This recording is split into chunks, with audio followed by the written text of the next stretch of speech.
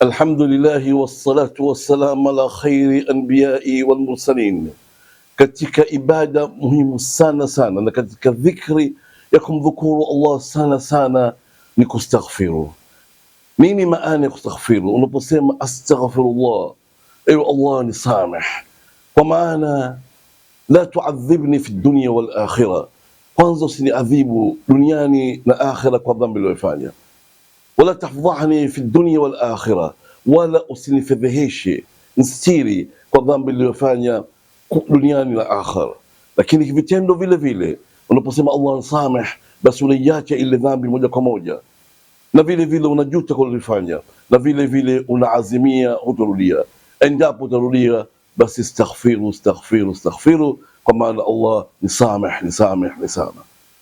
Faida za kustaghfiru imekuja katika Qur'an, katika surati Nuh aya 10, 11 na 12. Nabii Nuh aliwaambia watu wake, na vile vile sisi tupata faida humo. Faqultu astaghfiru rabbakum innahu kana ghaffara, akaambia watu wake, mombeni Allah msamaha, hakika yeye ni mwingi kusamehe. Yursil alaikum samaa bidrara, basi atakuleteni mvua inayoendelea na mvua nyingi yenye faida. Wayumdidukum biamwalin wa banina, na atakupeni mali. Kama ukosefu wa kazi, biashara ngumu, basi Allah atakuruzukuni na atakurahisisheni biashara zenu na kazi zenu. Wabanina, na kama mtu hana watoto, basi vile vile atampa watoto. Waj'al lakum jannati waj'al lakum anhara, na kwa wingi wa mashamba, ikiwa mashamba hayana rutuba, ikiwa mashamba hayana mvua, basi Allah subhanahu wa ta'ala atajalia mashamba yake na bustani hizo ziwe na matunda na vyakula.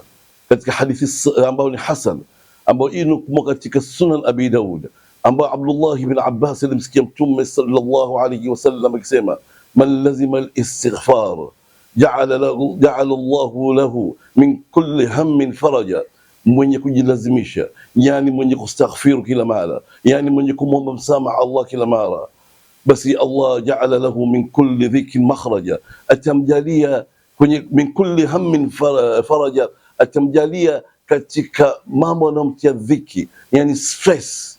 Anatamani kitu hakipati, tamani watoto, kazi, biashara ziende haziendi, basi ukistaghfiru sana, ja'ala Allahu lahu min kulli hammin faraja, kwenye zile stress na zile dhiki atamtoa katika dhiki, atampa faraja.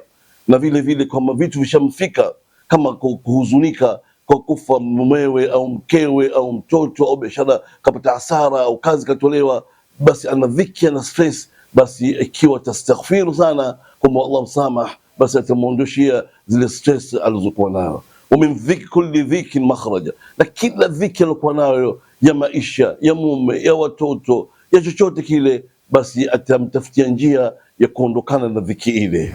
Warazakahu min haythu la yahtasib, na atamruzuku Allah, atampa riziki katika njia ambayo hata kudhania hajadhania. Warazakahu, Allah atampa riziki hata njia ile kufikiria hajafikiria, yani katika njia Allah subhanahu wa ta'ala anusijua yeye.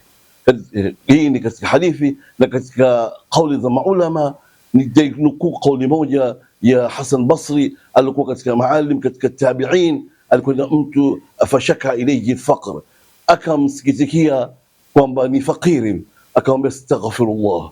Akaenda mwingine anataka watoto, an yarzuqa Allah walad, faqala lahu astaghfirullah, akamwambia basi muombe Allah msamaha, sema astaghfirullah.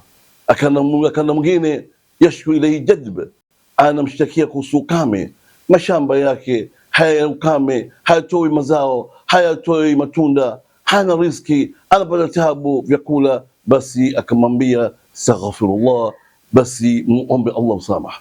Kwa hiyo istighfar ni muhimu sana kuifanya. Subhanakallahumma bihamdik, nashhadu an la ilaha illa ant, nastaghfiruka wa natubu ilayk.